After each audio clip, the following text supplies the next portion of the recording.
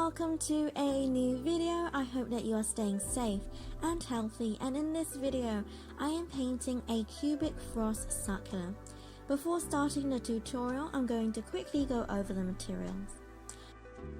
I am using my Winsor & Newton watercolor brushes, my Montmartre watercolor set, my medium-sized Chinese brush, my Canson 300 GSM mixed media sketchbook.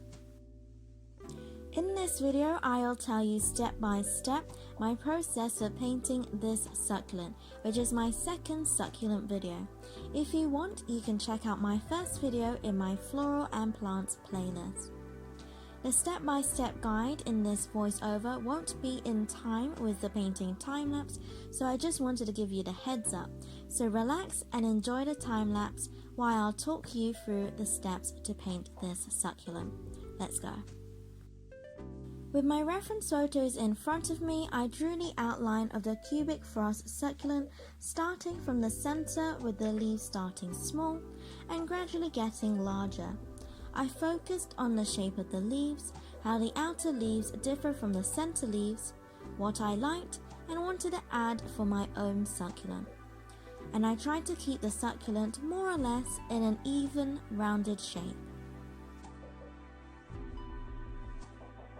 Once I was happy with my outline, I then gently rubbed it out so that it would be less obvious in the final painting, especially since I wanted the petals to be quite light. Then I painted in the background a pinky peach color. First, I pre-wet the bottom half of the background area with clean water, and then I added pink and then a little orange, trying my best to evenly spread the paint to the wet area of the background. Make sure that the page doesn't have any puddles of excess water. If you see any, then clean your brush, dry it, and then use your brush to soak up that excess water. For the background, I used my medium Chinese brush as it is larger and can cover a larger surface area quicker and can soak up more water, which is helpful for painting this background. When the bottom half is done while the page is still wet, pre-wet the top half and add your paint. This can be whatever color you want. I chose to paint mine a peachy pink as my succulent is partly green and blue, so I wanted the complementary colors as the background to help the succulent pop a little more. I painted the top half the same way as the bottom. I painted the background in halves so that when I pre-wet the page, the water will not dry as quickly and cause the paint to dry unevenly. Now that the background is completely dry, then we can move on to paint the leaves. The method for each leaf is the same. When you choose a leaf you want to paint, make sure that the surrounding leaves and/or page is completely dry so that the paint does not blend into other leaves.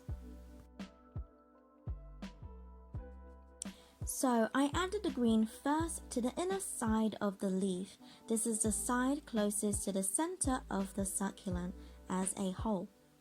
And I paint green, then turquoise with purple, and then pink at the end of the leaf, with pink at the very top.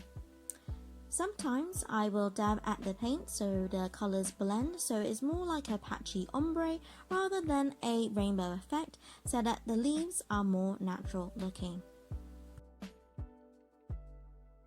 When the paint is blended well, I clean my brush and dry it and use my brush to soak up more paint to create the highlights of the leaf. For my leaves, this was usually a line in the middle and along the outer edge of the leaf. Removing some paint helps the leaf to have more depth, and when all the leaves are painted, it gives a slightly more soft, three-dimensional look. Then I repeated the same method for each leaf, working my way round to each leaf. I kept the leaves closest to the center more lighter, and the outer leaves more saturated, but not too saturated as I wanted a more pastel look. With some leaves to make the highlight more prominent, I added a little more purple so that the leaf was darker and would make the highlight more noticeable.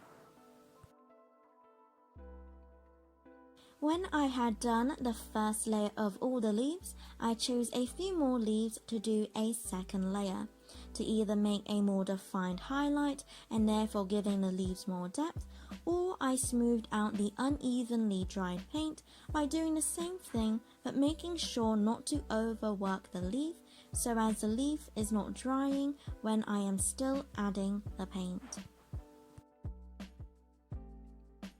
And that is all the steps I used to painting the succulent.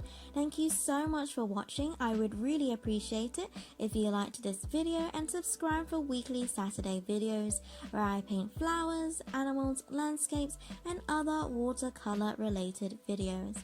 That is all from me, so enjoy the rest of this time lapse, and as always, God bless, and I'll see you later.